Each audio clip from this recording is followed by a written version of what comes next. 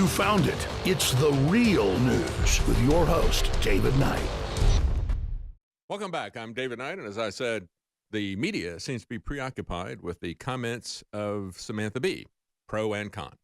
I think it is far more important what Google is doing to the GOP in California. Yeah, Google has gone Goodwin against the GOP. How's that for alliteration? Google has gone Goodwin against GOP. Goodwin's law, that eventually, when you have a long political argument, one side or the other is eventually going to label the other side Nazis, or both will do that. And this is what Google did to the California GOP, as Vice pointed out. They said, less than a week before the California primary, Google listed Nazism as the ideology of the California Republican Party. I'm sure that was just a coincidence, don't you think? We're going to talk about how their excuse comes up as to how that happened. But when you look at that, you Google the California Republican Party, just like, you Google InfoWars, oh, this is a fake news conspiracy website or something like that. They like to do those types of labels. That's what they're doing with YouTube. Back in mid-March, that's what the lady who is head of the CEO of YouTube said at South by Southwest here in Austin. She said, oh, yeah, we're going to start putting up information that will tag individual groups and institutions, individuals and institutions and so forth, and we'll say, oh, this is what they're really about. And where are they going to get that information from? Oh, they're going to get it from people like Wikipedia, Southern Poverty Law Center, Snopes. Oh, they don't have a political agenda at all, do they? You think Wikipedia doesn't have a political agenda? We'll talk about that because they're at the center of all this. And the knowledge panel that comes up when you Google this provides easy access and a summary, next to the results. And so they label the Republican Party of California first and foremost as Nazis. That's the label that comes up. It's a hyperlinked also. Not only does it show up Nazism, but it has a hyperlink to Nazism so that you can get the definition of it in case you don't know. California voters, points out Vice News, have been casting their absentee ballots for weeks ahead of Tuesday's state primary elections. And that's what they see when they look up the Republicans. But voters looking for information, searching California Republicans or California Republican Party, were getting Nazism next to their search results. Google changed that after Vice News contacted them. And Kevin McCarthy of California, who is the House Majority Leader, the number 2 guy under Paul Ryan, said it is disgraceful that the world's largest search engine has labeled millions of California Republicans as Nazis. And Vice goes on to say, a neo-Nazi running for Senate in California attracted a lot of headlines earlier this year, including when the state's Republican Party kicked him out of its convention in May. But then Google labels all Republicans as Nazis. See, anybody can call themselves, I could run as a socialist if I wanted to. If the Socialist Party had ballot access, I could say I'm running for the Socialist Party, even though I totally disagree with everything the Socialist Party stands for. I could still run. You might do something like that because you know that the Socialist Party has ballot access. People do that with the Republican Party because the Republican Party has ballot access. And not necessarily because they have an agreement with it. And so the Republicans are saying, well, we don't want to have anything to do with this guy. They tried to throw him out. And yet we've got USA Today doubling down on this. This is the way USA Today covers this story, where they say Google is blasted by top Republicans for linking California Republican Party with Nazism. That's the headline at USA Today. But then they come down and they double down on this. USA Today says Nazism may have been a reference to Patrick Little, a Holocaust denier who praises Adolf Hitler and aims to remove the Jews from power. He's running as a Republican for U.S. Senate seat in California. The same guy that Vice News at least had the fairness and accuracy to say, yeah, and the Republicans have done anything they can to run this guy out of the party. They doubled down on this. They said Little got more support than any other Republican candidate in an April 27th survey that USA Today did. Little polled at 18% compared to Dianne Feinstein's 39%. The next highest performing GOP candidate came in at 8%. So they doubled down on this. But where did it come from? Google says, don't blame us. It was vandals at Wikipedia. And we only depend on Wikipedia to put this information up. We don't generate the information. We just grab it from Wikipedia. Is that a good excuse? Is that good enough? You know, they say that one of the executive director of the California Republican Party told Vice News it's libelous, and Wikipedia and Google should take more ownership of what is published on their sites, since both companies just said that 5 million Californians support Nazism. What Google said in its official response, as RT points out, they said they brushed aside the criticism. They said, we've got algorithms that do this. See, that's the way they're going to always have plausible deniability for their bias. But they front-loaded this system with bias by using Wikipedia, by saying they're going to have truthiness determined by the Southern Poverty Law Center and other people who have very clear political agendas. You say, we're going to let these people decide what's real, what's not real, who are the Nazis, and so forth. And then they just step back and they say, and then it was our algorithms, or it was this other organization, whatever. They said, our algorithms are totally unbiased. No, they're not. Because you picked the data that you feed into it. You know, garbage in, garbage out. Socialism in, socialism out. Globalism in, globalism out. Whatever your bias is that you feed into your algorithms, that's going to come out the other end. Google said sometimes people vandalize public information sources like Wikipedia, and it can impact the information that appears in a search. Really? Yeah, I noticed that. We're going to talk about Wikipedia here. They said, we have systems in place that catch vandalism before it impacts search results. Not really. But occasionally errors come through, and that's what happened here. Yeah. No, they have, their system is begging for biased outputs because they have biased inputs in it. And so the question is, can we really rely on Wikipedia? And we had this discussion back in mid-March. We were all very alarmed by the pronouncement at South by Southwest, as I pointed out, when YouTube's CEO said that her company would be adding information cues to conspiracy theory videos, text-based links intended to provide users with better information about what they're watching. So they're going to help you because you're not smart enough to listen to this, to make up your own mind, even to do searches. They're going to help you with the searches. They're going to hide certain things. They're going to push forward other narratives and so forth. We've illustrated this, how you can look for certain terms, certain individuals, and you get very different results on Google than you get on the other two major competing search engines. They are more even in terms of this. And so they said that when this was announced, and this is going back looking at Wired Magazine back in mid-March, they said when she announced this, it came as a surprise even to the Wikimedia Foundation. The fact that they had chosen to offload their misinformation project to a volunteer nonprofit encyclopedia without even telling it first. One individual, a clinical teaching fellow at the Technology Law and Policy Clinic at New York University Law School, said, as a longtime Wikipedia editor, I wondered whether YouTube thought deeply about how relying on Wikipedia to combat disinformation on YouTube videos is going to impact Wikipedia and the community of editors. Wikipedia never claimed to be perfect, she said, and it isn't perfect. But of course, as they pointed out in this article back in mid-March, it wasn't just YouTube that was using this flawed approach, but also Alphabet that runs the Google searches. And now we've seen how it propagated through to the Republican Party there in California. And also being used by artificial intelligence researchers. And so the question is, in the last, the last 10 days or so, we have had Craig Murray, who was a former ambassador for the UK's, not ambassador, he worked for the UK's Foreign Service. He's now an investigative journalist. He started looking at Wikipedia, and he started asking, is Wikipedia really an establishment psyop of the CIA and the deep state? And when we come back, I'm going to make a case that it is. It's not crowdsourced. It's got an agenda, and it's being used by another psyop, Google. All right, so what is the Philip Cross affair? As I pointed out, this guy worked for 20 years for the UK Foreign Service. He was, in 2002, I thought I remembered seeing that he was an ambassador. He was the UK's ambassador to Uzbekistan. But he became a whistleblower because after 20 years, he couldn't believe this story that was being pushed about Iraqi weapons of mass destruction. He knew it was a lie. And of course, it was a lie that was being pushed along with the assistance of Gina Haspel and the fake intel that she sent to the Pentagon and others that was derived as a result of torture. They knew they'd been had once they realized that that was a product of torture.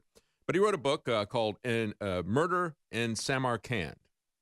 And he talks about how he became disillusioned and a whistleblower. But what is he talking about now? He's talking about the Philip Cross affair and Wikipedia.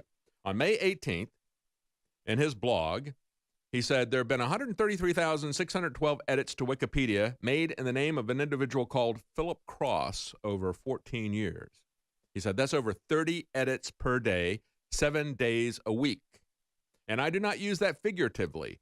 Wikipedia edits are timed. And if you plot them, the time card for Philip Cross's Wikipedia activity is astonishing if it was only one individual. And so what he's saying is that this is not one individual. It's just a cover name because one individual couldn't be this active. He tweeted out in an update on his Twitter account, he said, the Philip Cross affair update, Philip Cross has not had a single day off from editing Wikipedia in almost 5 years. He has edited every single day from the 29th of August 2013 to the 14th of May 2018, including 5 Christmas days. He doesn't even take Christmas off. He's very, very active. Yeah, you want to get upset about Russian trolls? Maybe you should get upset about CIA trolls, deep state trolls, that are rigging Wikipedia. And he goes on to say, let's question whether or not this is really a one-person operation. He said the purpose of the Philip Cross operation is systematically to attack and to undermine the reputations of those who are prominent in challenging the dominant corporate and state media narrative, particularly when it comes to foreign affairs. He said Philip Cross's views happen to be precisely the same views as those of Jimmy Wales, the founder of Wikipedia. And when confronted with this, Jimmy Wales of Wikipedia got very, very defensive and, as he put it, surly and defending this in terms of talking about the Philip Cross operation. He says, I find that to be very revealing. He said, and this is written by, this is a Zero Hedge article written by Eric Zeus. He said, I've had personal experience with Wikipedia that confirms the existence of this pattern. He said, among my several articles on that he's written in the past years, Eric Zeus said, how Wikipedia lies. And he talked about a 9/11 report.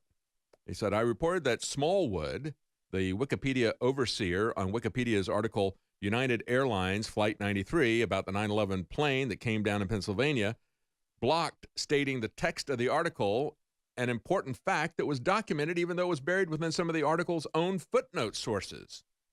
And that would be that Vice President Dick Cheney had ordered the plane to be shot down.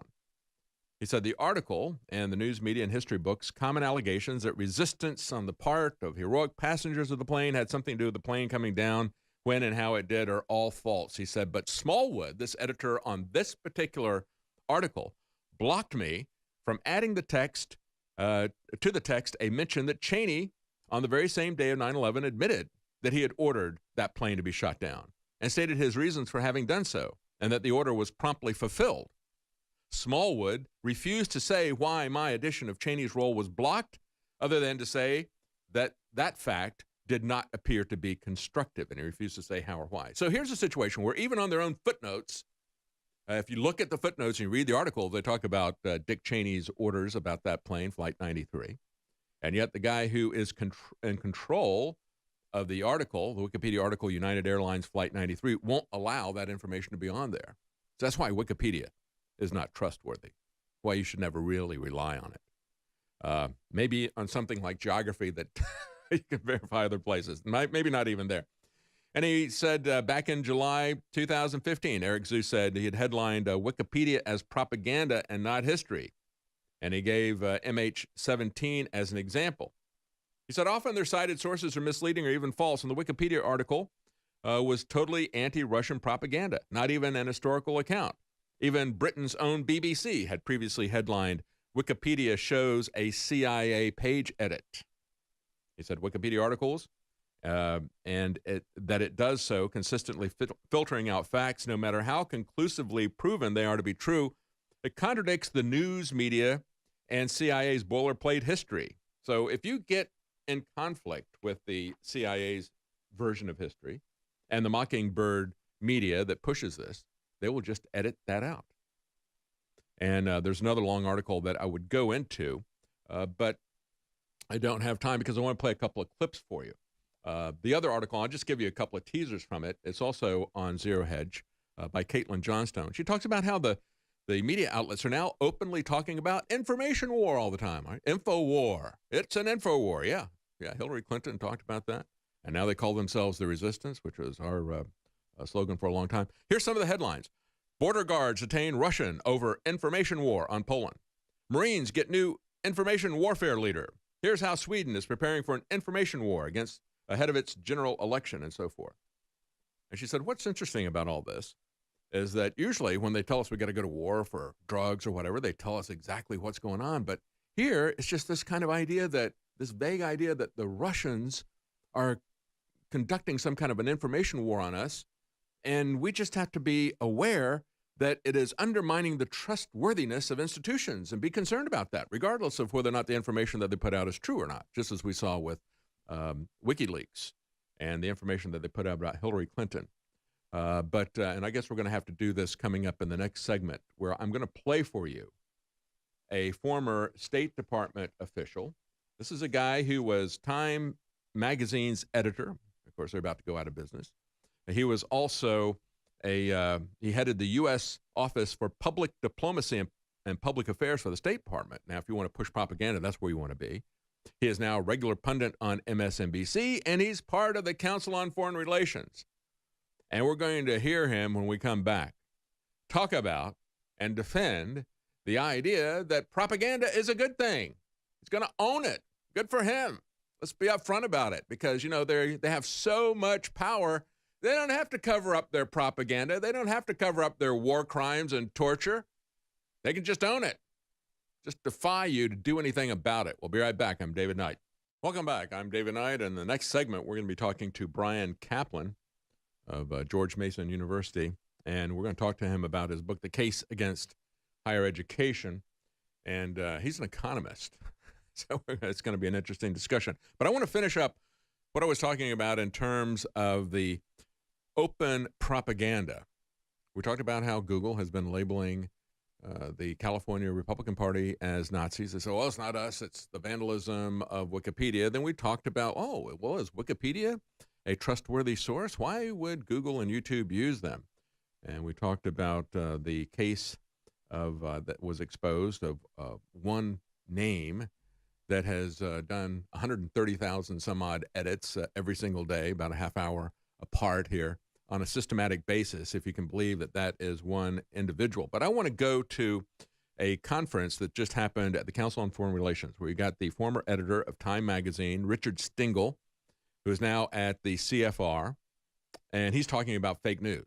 That's pretty gutsy when you got magazines like Time and Newsweek back in the late 1970s, 79, 78. And I've shown that many times here on the show, talking about how we're going to be out of oil and gas by the mid-1980s. Yeah, that happened, didn't it? Anyway, that was their feature. They would run over and over again. He also worked for the State Department. He is now a regular pundit on MSNBC. And I want you to hear him talk about propaganda and owning it. Here's Richard Stengel of the CFR. My old job at the State Department was what people used to joke as the chief propagandist job. We haven't talked about propaganda. Propaganda, I'm not against propaganda. Every country does it. Of course not. And they have to do it to their own population. And I don't necessarily think it's that awful. And this idea of a we have to lie to you. News cartel, I mean, Pause that a second here. Pause that a second. You know what? He is right. Every country does it to their own people. That's why don't believe anything that RT says about Russia, but believe what they say about America. Okay, that's why they're valuable. All right, let's continue on with that. 2012 during that election.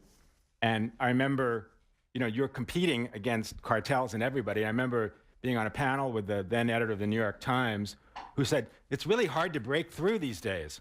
This is the editor of the New York Times saying it's hard to break through. I wanted to jump off the platform. Like, what's it like for the rest of everybody? So, I mean, there are cartels, but cartels don't have hegemony like they used to. Pause it a second. Pause it a second. Last question. Okay. says that New York Times is hard to break through. Maybe the reason it's hard to break through is because all your competitors are repeating the same PR lines from the CIA and the State Department. Maybe that's why you can't distinguish yourself from anybody, because you're just regurgitating the feed you get from Washington, D.C. Let's go on with what else he has to say here. I don't think you want to address it. Now he takes a question from the audience. In terms of understanding what happened in the world. Because what is happening in America is what the United States flipped on the global south and in the third world, which we live with for many, many years, in terms of a master narrative that was and still is propaganda. You know what? I hate last questions. Don't you? I usually just want to end something before the last question. But at any rate, I want to thank this fantastic panel. And so he ends it right there. Let's stop the clip right there. He just blows that off when the guy says, yeah, you've been feeding us propaganda worldwide, and we're not happy with it. We know you've been lying to us. And he goes, oh, I don't like last question. So let's just end it right there.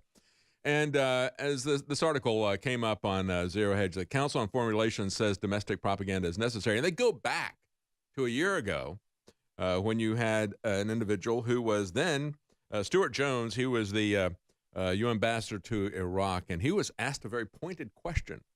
They said, why is it that you are lecturing us so much about Iran when you support Saudi Arabia?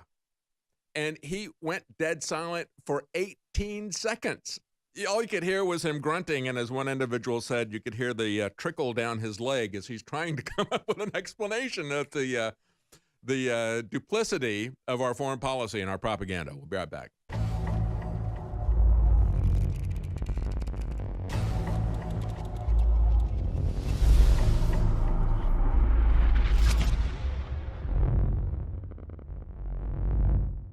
Survival Shield X2 Nascent Iodine. If you're interested in healthy thyroid, if you're interested in well-being, if you're interested in having a higher IQ, which this has been linked to, get your powerful Survival Shield X2 at InfoWarsStore.com.